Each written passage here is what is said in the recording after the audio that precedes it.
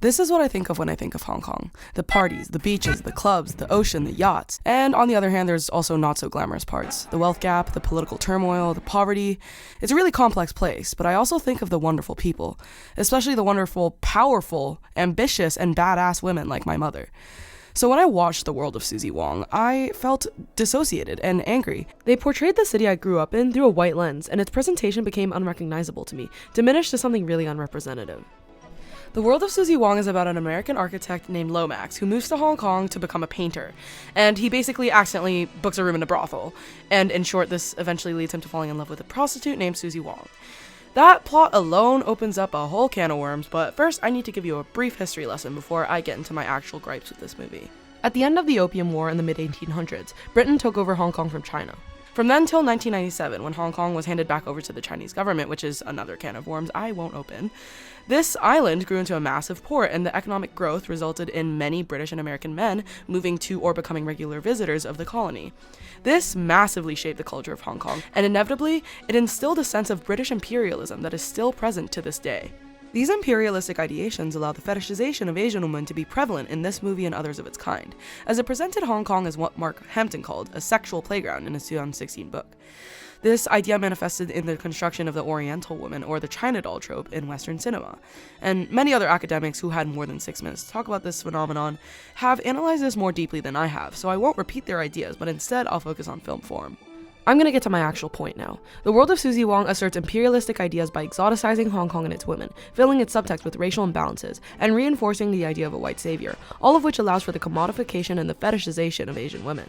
It does this through its mise en scène, sound, and narrative, and I'll be specifically pointing out things like camera angles, costumes, sets, and dialogue. The first way that they assert imperialistic undertones in this film is by firmly establishing perspective. The film uses cinematography and props to paint the story through the perspective of Lomax, who is an American male, with very little attention given to the local perspective. So first of all, let's talk about this whole artist thing. That alone makes it so that we literally see his mental construction of Hong Kong, and that's what we find beautiful in the film. This tells us that what really matters in this narrative is what I think you look like. This is not just in regards to women, this is also in regards to the city as a whole. Other cinematographic elements do the same thing, with the eyeline match being used heavily in this film. He looks somewhere, the camera turns to look at what he sees, and then we see his reaction. For example, let's look at this sequence.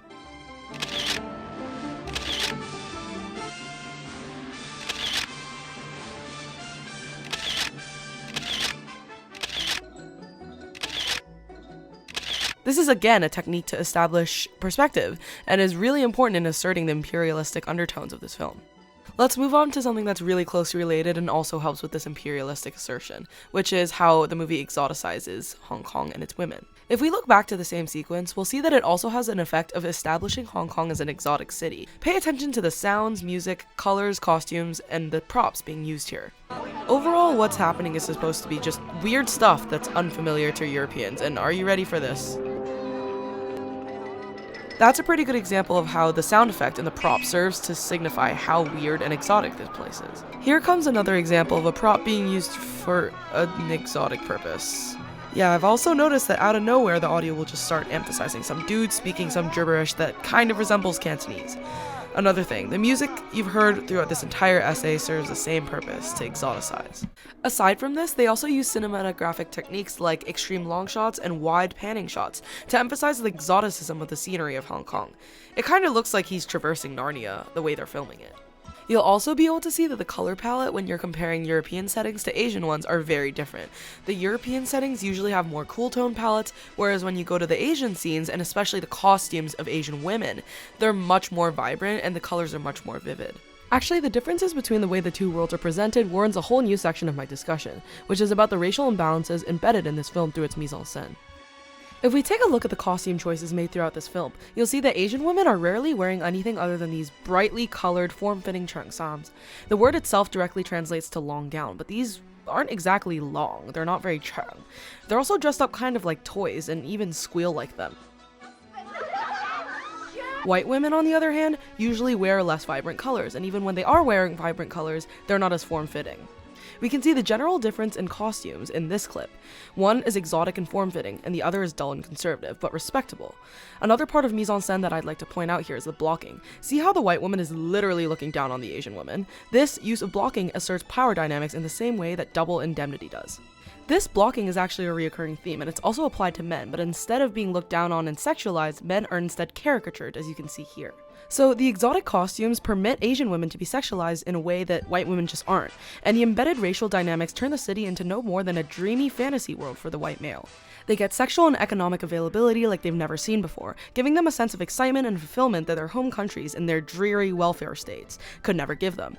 They've gone from undesirable to superior by nature because of their race and socioeconomic status. Simultaneously, his status as a foreigner allows him to keep any caveats to this constructed fantasy at an arm's length. This is incredibly in line with imperialistic attitudes that men at the time would have had. If we compare this type of representation done through an imperialistic lens to Wong Kar-wai's In the Mood for Love, you'll immediately notice how one-dimensional it is in terms of representing Asian culture. As Stephen Teo's article said, In the Mood for Love is an abstract piece on moral restraint, which is a virtue that's highly valued in Chinese culture, and Wong Kar-wai uses mise en scène to accentuate his message. On the other hand, the World of Suzy Wong uses it to flatten Hong Kong culture into exoticness. This effect is also one that's talked about by Kristen Warner in her article In the Time of Plastic Representation.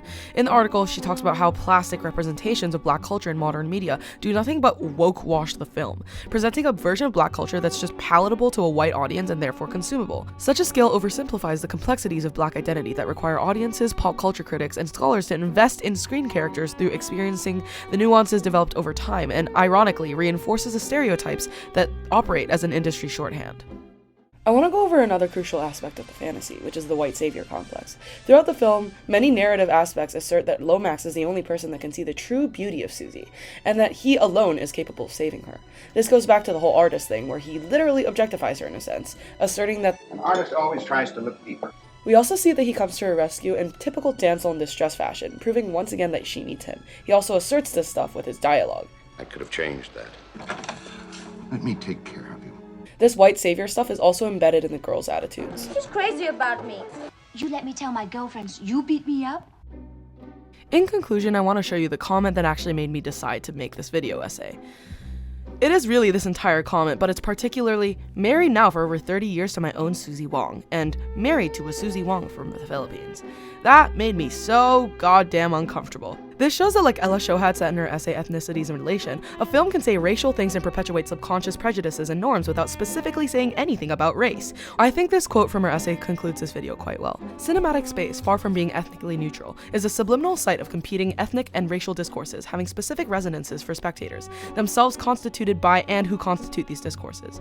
The orchestration of speech, looks, makeup, costume, decor, music, and dance and locale implies a set of cultural codes whose white ethnic composition often remains invisible to those who have power over representation and can formulate the world in their own terms.